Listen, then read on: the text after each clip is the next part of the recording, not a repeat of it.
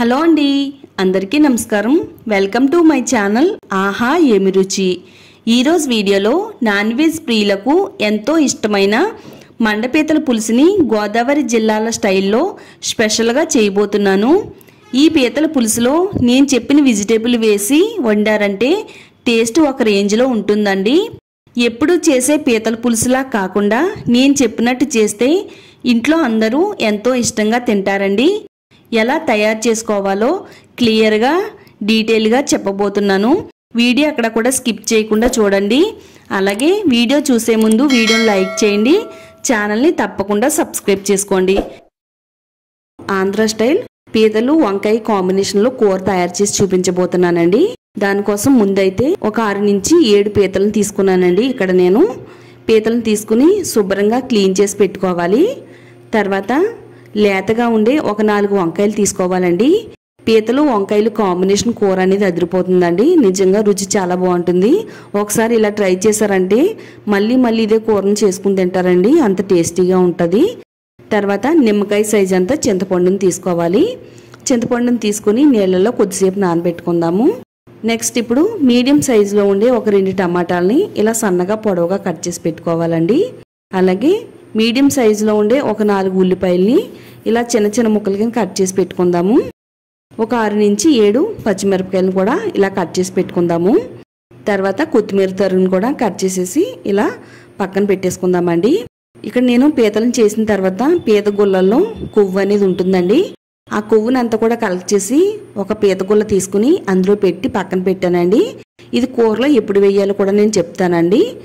Video మాత్రం skip చేయకుండా చూడండి. ఈ పీత కొవ్వు చాలా టేస్టీగా ఉంటుందండి.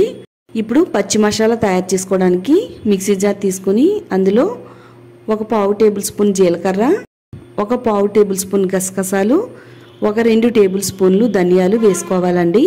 తర్వాత ఇప్పుడు 2 ఇంచుల చెక్క, అలాగే ఒక 3 యాలకులు, ఒక 4 లవంగాల్ని కూడా వేసేసుకోవాలండి.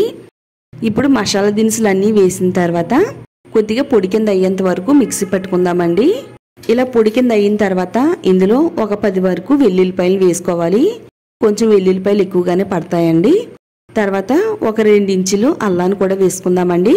ఇంకా మనం అల్లం వెల్లుల్లి పేస్ట్ అనేది సెపరేట్గా అవసరం లేకుండా ఈ మసాలాలో వేసేసుకుని గ్రైండ్ చేసేసుకుంటే సరిపోతుందండి. చక్కగా ఇలా మసాలా పేస్ట్ని రెడీ చేసి పక్కన పెట్టుకున్న తర్వాత స్టవ్ పైన కొంచెం వెడల్పుగా ఉండే గిన్నె పెట్టుకుందామండి. ఇప్పుడు ఇందులో ఒక 4 టేబుల్ స్పూన్ల వరకు ఆయిల్ వేసుకుందాము. ఈ కూరకి కొద్దిగా ఆయిల్ ఎక్కువగానే పడుతుందండి. ఆయిల్ వేసిన తర్వాత మనం ఆల్రెడీ ముందుగా కట్ చేసి పెట్టుకున్న ఉల్లిపాయ ముక్కల్ని ఈ ఆయిల్లో వేసుకుని ఇలా కలుపుతూ ఉల్లిపాయ ముక్కలన్నీ కూడా కలర్ మారేంత వరకు ఇలా వేయించేసుకోవాలండి. ఉల్లిపాయలన్నీ కూడా బాగా వేగిన తర్వాత ఇప్పుడు ఇందులో సన్నగా పొడవుగా కట్ చేసుకున్న టమాటా ముక్కల్ని కూడా వేసుకుని శుభ్రంగా వేయించేసుకుందామండి. టమాటాలో ఉండే పచ్చిదనం అంతా పోయేంత వరకు ఇలా మనం చక్కగా వేయించేసుకుందాము. మనకి టమాటా ముక్కలు అనేవి అస్సలు కనబడకుండా వేయించేసుకోవాలండి. ఇక్కడ నేను వీడియోలో చూపించిన విధంగా టమాటా ముక్కల్ని వేయించుకుంటే చాలా బాగుంటుందండి కూర. టమాటా ముక్కలన్నీ కూడా వేగిన తర్వాత పచ్చి మసాలాని ఇందులో వేసుకోవాలండి. స్టవ్ని మీడియం ఫ్లేమ్లో పెట్టుకుంటూ మసాలాలో ఉండే పచ్చిదనం అంతా పోయేంత వరకు చక్కగా వేయించేసుకుందామండి. మసాలా అంతా కూడా బాగా వేగిపోతే మనకి ఆయిల్ అనేది సెపరేట్ అయిపోతుందండి. ఈ విధంగా వేగేంత వరకు మసాలాని వేయించుకోవాలి. మసాలా వేగిన తర్వాత ఇప్పుడు లేతగా ఉండే వంకాయల్ని ఇలా ముక్కల కింద కట్ చేసుకుని ఇందులో వేసుకుని ఇలా వేయించేసుకోవాలి. వంకాయలో ఉండే పచ్చిదనం పోయి వంకాయలన్నీ కూడా చక్కగా మగ్గేంత వరకు ఈ విధంగా వంకాయల్ని మగ్గించాలి. ఇప్పుడు మనం శుభ్రం చేసి పెట్టుకున్న పీతల్ని ఇందులో వేసుకోవాలండి. ఈ కొవ్వుతో ఉండే గుళ్ళను పక్కన పెట్టి మొత్తం పీతలన్నిటిని కూడా ఈ మసాలాలో వేసేసుకుందామండి. మొత్తం పీతలన్నిటిని కూడా వేసేసిన తర్వాత ఇప్పుడు స్టవ్ని మీడియం ఫ్లేమ్లో పెట్టుకుంటూ ఈ పీతల్ని ఇలా కలుపుతూ ఉండాలండి. ఒక 3 నిమిషాల పాటు ఇలా ఆయిల్లో పీతల్ని మగ్గనివ్వాలండి. చక్కగా పీతలు కూడా ఆయిల్లో మగ్గిన తర్వాత ఒక 1/2 టేబుల్ స్పూన్ వరకు పసుపుని వేసుకోవాలి. పసుపు వేసేసి మొత్తం ఈ పీతలు పట్టేటట్టుగా కలిపేసుకుందామండి.